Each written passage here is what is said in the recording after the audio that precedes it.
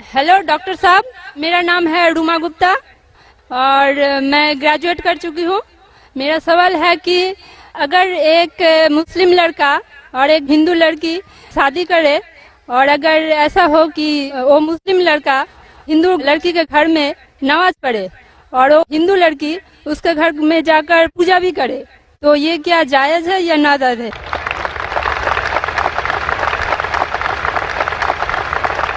बहन का अच्छा सवाल है कि अगर एक मुसलमान लड़का हिंदू लड़की से शादी करता है तो क्या वो मुसलमान लड़का हिंदू के घर में जाके नमाज पढ़ सकता है और क्या वो लड़की मुसलमान के घर में पूजा कर सकती है? नहीं. सबसे पहले कुछ शराइत है हर चीज के. आप अगर गाड़ी रखेंगे और गाड़ी का एक पहिया रखेंगे, साइकिल का एक पहिया रखेंगे, ट्रैक्टर का, तो गाड़ी चलेंगी क्या? नहीं चलेगी. या चारों साइकिल कर दो या चारों ट्रैक्टर कर दो. इसीलिए कुरान की आयत है सूरह बकरा की सूरा नंबर 2 आयत नंबर 221 में अल्लाह ताला फरमाते हैं कि आप मुशरिका से शादी नहीं कर सकते जब तक वो ईमान न लाए. मतलब जो गैर मुस्लिम है और शिर्क कर रही है उससे आप शादी नहीं कर सकते जब तक वो ईमान ना लाए. और एक ईमान लाने वाली औरत चाहे कितनी भी बदसूरत हो वो एक मुशरिका से बेहतर है. और आगे आयत कहती है कि लड़के से शादी नहीं कर सकती जब तक वो ईमान ना लाए. एक मोमिन आदमी चाहे कितना भी बदसूरत हो वो बेहतर है बनिस्बत जो शिर्क करता है.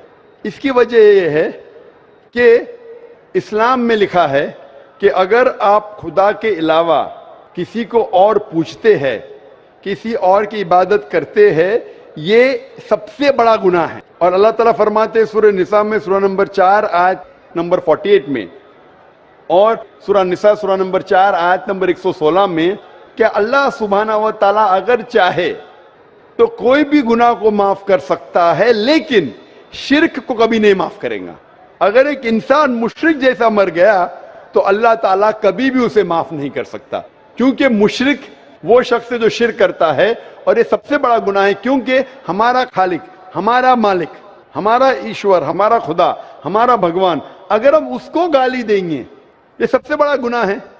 जिसने हमें जिंदगी दी, जिसने ये सारी चीजें हमें दी दुनिया में, अगर हम उसको गाली देंगे, उसके अलावा किसी और की इबादत करेंगे, ये शिर्क हुआ. तो इसीलिए इस्लाम में इजाजत नहीं है कि एक मुस्लिम लड़का या लड़की कोई मुशरिक लड़का या लड़की से शादी करे. ये इजाजत नहीं है. जहां तक के सवाल है क्या एक आम मुसलमान हिंदू घर में नमाज पढ़ सकता है? अगर उसके सामने कोई मूर्ति नहीं है तो वो नमाज कहां भी पढ़ सकता है अगर जगह साफ है. हमारे रसूल मोहम्मद सल्लल्लाहु अलैहि वसल्लम फरमाते कि सारी दुनिया, सारी धरती मोमिन के लिए मस्जिद है. यानी सारी दुनिया आप कहां भी नमाज पढ़ सकते, देखना चाहिए कि साफ है, आप नमाज पढ़ सकते. तो ये आप जाके अगर हिंदू का घर में जाते हैं और वह साफ है, कोई मूर्ति आगे नहीं है, तो नमाज पढ़ने में कोई हर्ज नहीं है. जरूरी नहीं है कि आपको शादी करना चाहिए फिर आप नमाज पढ़ सकते. शादी करने की जरूरत नहीं है, नमाज पढ़ने के अगर साफ जगह है तो कोई हर्ज नहीं. इसीलिए शादी के लिए शर्त है कि दोनों का ईमान हो.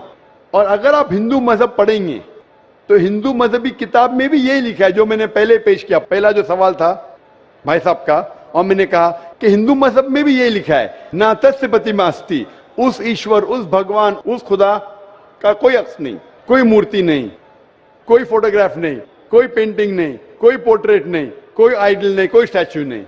अगर ये मान ले कि कम से कम जो यकसा है हिंदू और इस्लाम के मजहबी किताब में, कम से कम उसके ऊपर अमल करे तो अक्सर हमारे मुश्किलात दूर हो जाएंगी. जो यकसा नहीं है उसको कल डिस्कस कर सकते.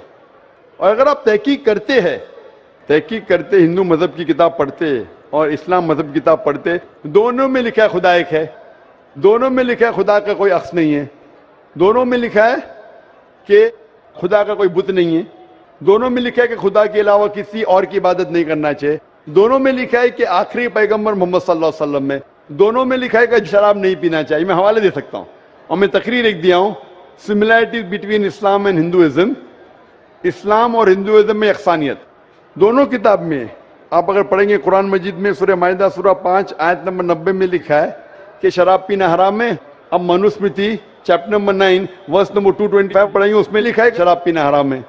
قرآن میں لکھے سورہ مائدہ سورہ نمبر 5 آیت نمبر 3، سورہ بقرہ سورہ نمبر 2 آیت نمبر 173، سورہ انعام سورہ نمبر 6 آیت نمبر 145 اور سورہ نحل چیپٹر 16 ورس 115 میں حرمت علیکم المیتۃ والدم ولحم الخنزیر وما اہل لغیر اللہ بھی. کیا آپ کے لیے حرام ہے مرا ہوا گوشت، خون، سور کا گوشت اور وہ کھانا جس کے اوپر اللہ کے علاوہ کسی اور کا نام لیا گیا ہے؟ آپ اگر ہندو مذہبی کتاب پڑھیں گے اس میں بھی لکھا ہے کیا سور کا گوشت کھانا حرام ہے. اگر آپ تحقیق کریں گے کافی یکسانیت ہے. اسلام مذہبی کتاب میں لکھا ہے قرآن میں سورہ نور میں سورہ نمبر 24 آیت نمبر 30 اور 31 کے اندر حجاب کے بارے میں. عورت کو الحمدللہ حجاب میں ہونا چاہیے، سر سے ڈھکا ہونا چاہیے اس کا جسم، صرف جو دکھ سکتا ہے وہ چہرہ اور ہتھیلی تک کے.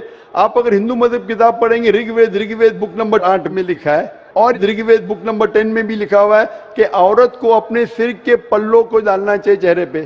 رگ وید میں بھی لکھا ہے کہ جب مرد کو دیکھے تو نظر نیچے کرنا چاہیے. یہ قرآن مجید میں لکھا ہے سورہ نور سورہ نمبر 24 آیت نمبر 30 اور 31 کہ جب بھی کوئی خاتون مرد کو دیکھتی ہے جو اس کا شوہر یا قریب رشتہ دار نہیں ہے، اور جب بھی کوئی مرد کوئی عورت کو دیکھتا ہے اور قریب رشتہ دار نہیں ہے تو اسے نظر نیچے کرنا چاہیے. تو اس طریقے سے آپ تحقیق کریں گے جو یکسانیت ہے اس کے اوپر تو عمل کرو. تو یکسانیت ہندو اور اسلام مذہب میں جو مذہبی کتاب میں لکھا ہے، لیکن افسوس کی بات ہے کہ مذہب کے ٹھیکیدار یہ چیز کا ذکر ہی نہیں کرتے. کیوں؟ اسی لیے میں حوالے دیتا ہوں. میں کوئی عالم نہیں ہوں، میں کوئی پنڈت نہیں ہوں، میں اپنے آپ کو طالب علم کہتا ہوں، لیکن میں ہمیشہ حوالہ دیتا ہوں. تو کسی کو بھی شک ہے، کسی کو بھی شبہ ہے تو گھر پہ جا کے چیک کر سکتا ہے، یا انٹرنیٹ پہ جائیے، آپ ٹائپ کرو، وید بھی انٹرنیٹ کے اوپر ہے، قرآن بھی انٹرنیٹ کے اوپر ہے، ٹائپ کرو، ریفرنس ٹائپ کرو، آپ کو حوالہ مل جائے گا. تو اسی لیے گاڑی چلنے کے لیے دونوں کا جو رولز اینڈ ریگولیشن ہے وہی ہونا چاہیے.